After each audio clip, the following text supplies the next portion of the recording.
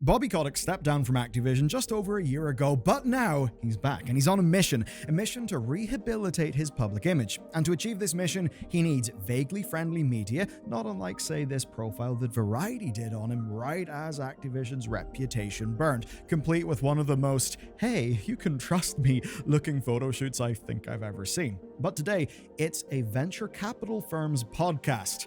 Yeah, very exciting. So, the Bobster spent 2 hours explaining his take on things, his take on the last 30 years of Activision Blizzard.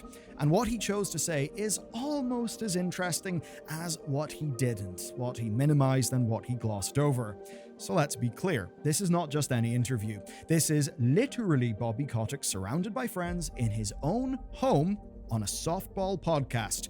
This is Bobby's shot at controlling, regaining the narrative. And there's an important piece of wisdom that comes to mind. It is that you do not rise to the level of your goals, you fall to the level of your systems. The point is, goals alone are not enough. It's systems that build and turn ambition into action and results, and that's where ClickUp, who are today's sponsor, come in.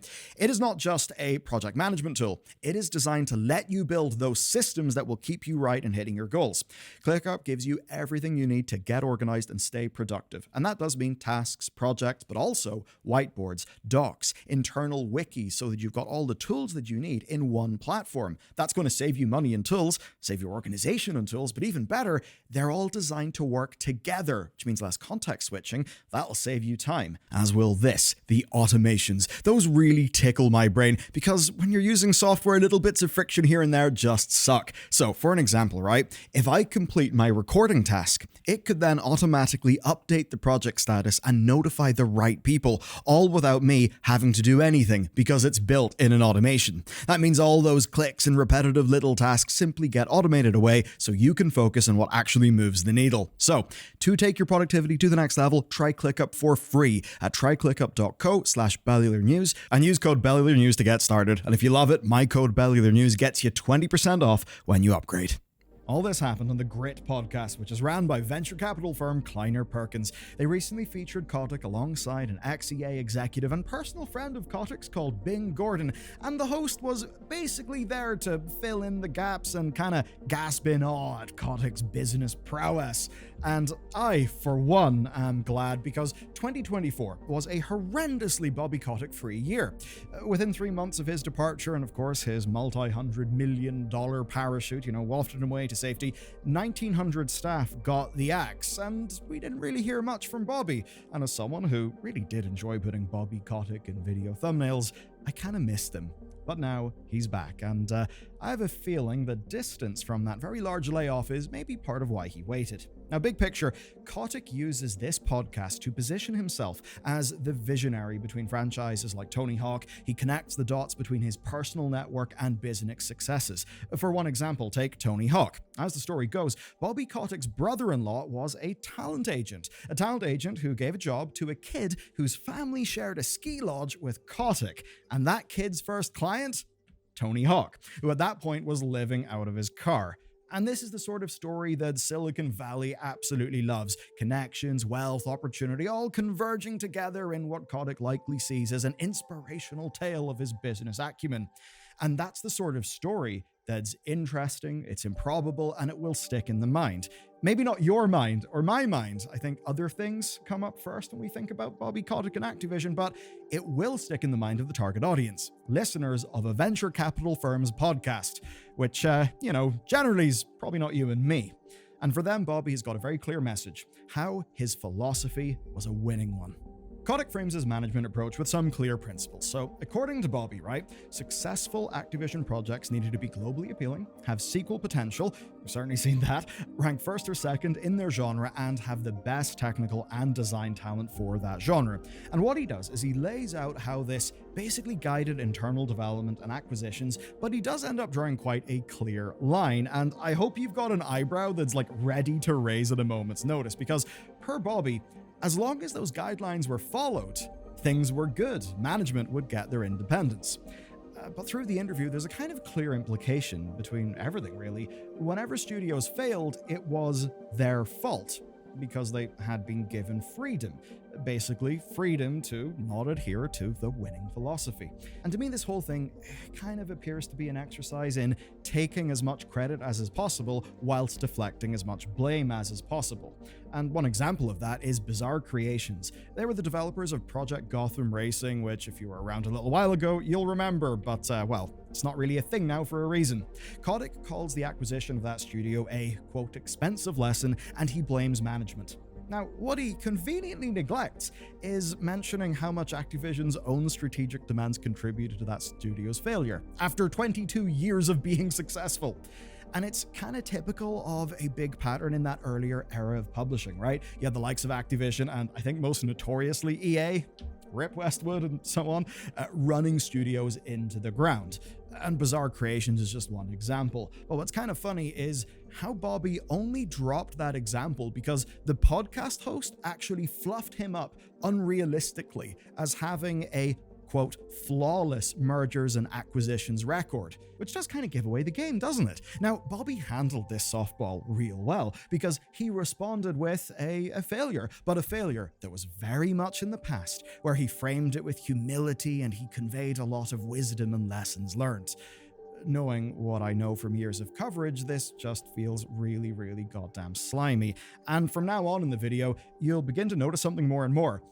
Bobby's dodges and his parries really do become beyond obvious. And I mean, for obvious reasons for me, I can't wait to get to the Blizzard stuff. But first, the whole Vince and Jason Call of Duty thing, because how Bobby handled that, well, it's quite something. Normally, I'd say that nothing reveals Kotick's revisionist tendencies more than his framing of the Infinity Ward leadership crisis, but I'm not going to say that because I know what's coming later in this video. And this is a good example, but it's not the best example. Anyway, Infinity Ward. When discussing Vince Zampella and Jason West, the founders who of course were fired in a very dramatic and public fashion, Kotick frames their departure as being quite predictable. Here's the quote: "It's not like we didn't know they did it to you," speaking to the other exec who was from EA. "So we figured at some point they were going to do it to us, right?" So the you here is EA. It is indeed Bobby talking to his co-host, a former EA exec. And if you are the typical listener of Grit, a Kleiner Perkins podcast, you'll pretty much think that's that Vince and Jason were fired for breach of contract and insubordination, simple as they're kind of pirate bandits and they're ripping off their corporate masters or something. But here's the thing, right? Bobby saying they did that to you is honestly kind of wild because, Activision poached them from Electronic Arts. So yes, they did leave Electronic Arts, moving to Activision, a thing facilitated by Activision. So to be clear here, Activision's poaching of these two from EA is framed as being why they would later be fired for breach of contract and insubordination. Who knows? Maybe the geopolitical espionage plots of Call of Duty just got to Bobby's head and it's a whole, we can't trust the turncoat informant style thing. Maybe it's that. But what I'd more go to is what's being left out here. The stuff that the podcast listeners will not know about, which is the lawsuit that followed from Vince and Jason, where they alleged that they were fired to avoid paying them out Call of Duty Modern Warfare 2 royalties, and there's a bunch of other things there, and basically Activision actually did end up paying out. We don't know how much. It was through a settlement. And of course, because it was a settlement, we don't have the details. But suffice to say, there's a story there. And whatever it is, Mr. Kotick was keen to brush past a lot of its texture. Okay, next, let's change tack. Because this story was peak Bobby dodging. Next, we have Bobby, the savior of Blizzard Entertainment.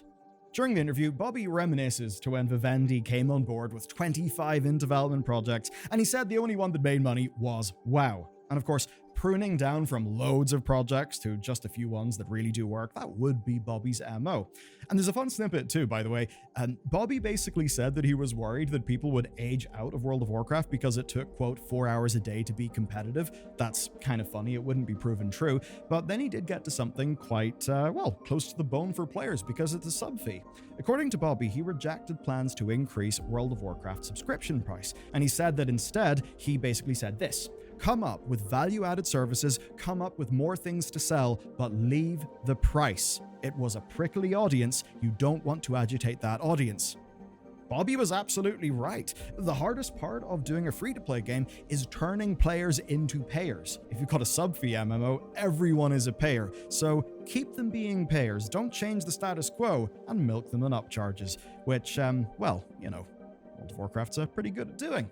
But as we all know, as the years rolled on, right, as it went from Wrath of the Lich King and forward, World of Warcraft began to struggle. The subscribers did begin to leave, so much so that they actually stopped reporting subscriber numbers.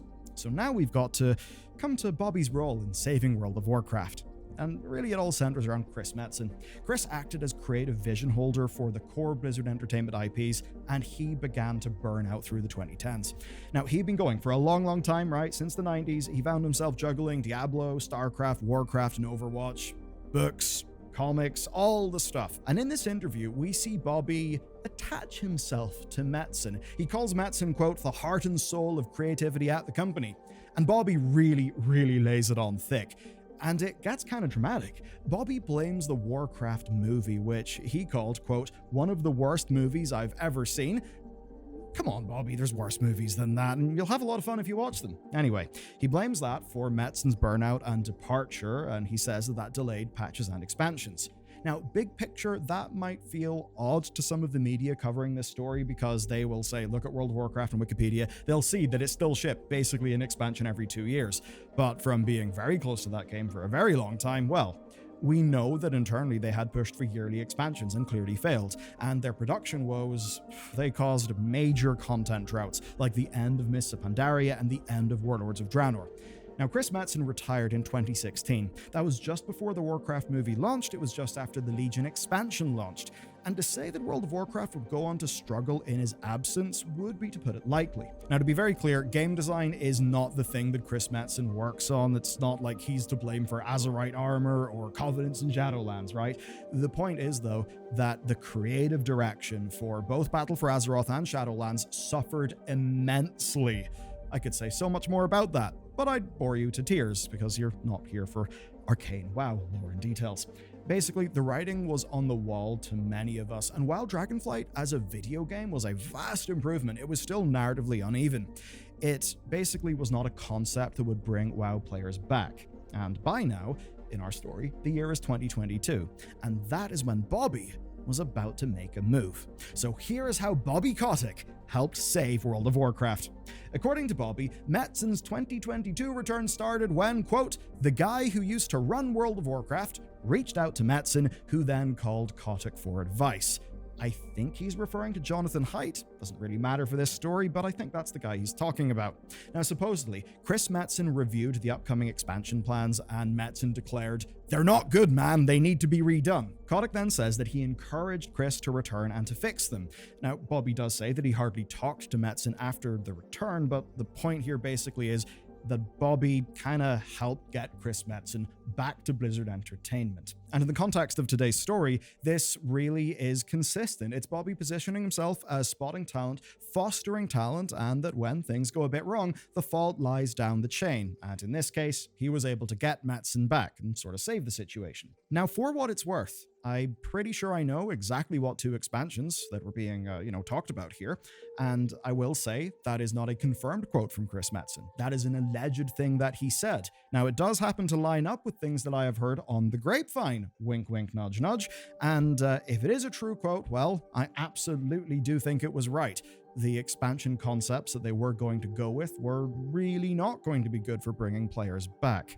Anyway, World of Warcraft today is in a much more healthy position, but for today's story, well, it's late 2022, and you know what that means. It's the acquisition. So with Activision being the absolute titan that it is, why would Bobby Kotick sell to Microsoft? Well, according to Bobby, right? Market pressures forced his hand. An influx of companies like Apple, Amazon, and Meta stealing talent, driving wages up, and Chinese competitors exploiting Western developers. Bobby tells a whole fascinating story about how the deal originated from a failed TikTok acquisition by Microsoft in 2020, with the Treasury Secretary, Steve Mnuchin, who is Bobby's high school buddy, basically connecting a bunch of dots. And supposedly the way it goes is that Kotick actually called Microsoft CEO Satya Nadella about a TikTok partnership, but Nadella declined. He did, though, suggest, talking to Activision if the TikTok deal failed. And of course, 2 years later, well, they did talk. And within the space of just 3 days, they seemingly hammered out a deal for the acquisition. However, that is what Bobby sort of frames as being the main timeline for the acquisition. What's perhaps a little bit missing from this neat timeline is the avalanche of harassment allegations and state investigations that rocked the company beginning 2021. Now, to be clear, Bobby does talk about those things in the interview, but not in the context of the deal. And really, the point there is, it seemed that Bobby's position was untenable, that company health was going in a really, really bad place, and that he was left with a pretty weak set of cards in his hand. Meaning that he ended up in a position where he was, looking rather acquirable. Now, there's other things that Bobby dodges in this interview, like the reported conflict between him and the NetEase CEO William Ding that supposedly contributed to the collapse of the Blizzard Games deal in China, which, well, meant no Blizzard Games in China for a while. It's, of course, rather ironic given his complaints about the Chinese market difficulties. Given, he was working in the Chinese market, they have Diablo Immortal with NetEase. Anyway. For peak revisionism, though, we've got to see his take on the lawsuit. Because you can never be too sure these days, rather than the full word, I'm just going to say actual harassment. X-U-A-L, actual harassment, that whole case. So Bobby frames that, the internal staff positions and estate investigation, as a manufactured union attack orchestrated by the Communication Workers of America. He even says it's personally offensive to me. And that bit's a quote. So yeah, I suppose I'm imagining, the Teamsters, the mob, there's people getting murdered, crazy. No, it's not that. It's basically just him saying, they were all out to get us. He calls the lawsuits filed by the EEOC and the California DFEH as being fake and orchestrated purely to help unions recruit more members. His friend Gordon then chimes in with an unsubstantiated claim that similar tactics were used against another company. Bobby then goes on to distance himself from the uncomfortable meat of the story by kind of saying he's a bit of a workplace hero, right? He basically said this. Well, actually, this is a quote. When I heard about, things that were inappropriate conduct in the workplace, I just fired people, on the spot. That is a quote from Bobby. Now, this whole framing conveniently ignores some things like the $18 million settlement with the EEOC and extensive reporting by the Wall Street Journal and Bloomberg that did appear to confirm, with lots of different sources, widespread misconduct across the company and suggested that it was known about up the chain of command. And the settlements came with money specifically set aside for restitution to female staff who suffered from discriminatory practices. Now, to be clear, these were settlements. Nothing was proven in a public court, where, as an example, there could be a discovery phase, which is, of course, when documents, emails, all of that stuff legally would have to be handed over. So none of that stuff happened because it was a settlement. Nothing was proven in court, and per the final statement from the government bodies, I'll quote, "No court or independent investigation has substantiated any allegations, and that the defendants deny all allegations of wrongdoing, liability, and damages." How do we think about that? Well, basically, it's fair to say this. It ends with the defendants continuing to deny any wrongdoing in this whole affair, and it is agreed that no court or external investigation has proven wrongdoing. That's what the settlement ultimately agrees to. Kotick, this is a bit goofy, but he even argues that because he was dating Sheryl Sandberg at the time, she co-led Meta with Mark Zuckerberg, and she wrote this book called Lean In, Women, Work, and the Will to Lead. And that kind of meant that it would be a bit weird and hypocritical for him to know about these problems and not resolve them, because look at who he's dating and the book that she's put out. And he even claims that he showed her their pay equity filings for consultation. So yeah, this is kind of the "but my ex-girlfriend" defense. Which is, I get it. Maybe he's bringing it up for a bit of storytelling texture, but given the seriousness of all of this, it does come across as a bit odd. Now, through all of this, you're probably wondering, why is Bobby doing this? If you're him, why not go and enjoy your multi-$100 million golden parachute? Well, here's what we can put together about the future of Bobby Kotick. Of his options, the most tangible appears to be him taking another shot at running TikTok. This is judged by how he claims he can set up a potential deal. Now, the deeper why is anyone's guess, and it's always tricky and sometimes irresponsible to go into that. It could be as simple as he just enjoys running companies. that would fit what he did in his 20s, and the story of young Bobby Kotick is one I'd like to tell sometime. It's kind of interesting. Also, you could say he's an older, powerful man, and often to that cohort, legacy matters a lot. But the truth is, we don't know what's going on in his brain. All we can really do is look at his actions and his words. And what we can say is that he went on Grit, a venture capital firm's podcast that was recorded in his own home with people that he knows. He's very much framed his legacy in terms of an ability to find a winning vision and to pick winning talent, while very much downplaying his losses and explaining them. So he is a skilled, experienced, worldly man ready for life's next challenge. And you know all that noise? Lawsuits and Californias? That's just the Matrix out to get one of the world's true protagonists. And if you'd like to be got and actually have a really interesting video, well, I think you should watch this one next. Hope you had fun. I'll see you next time.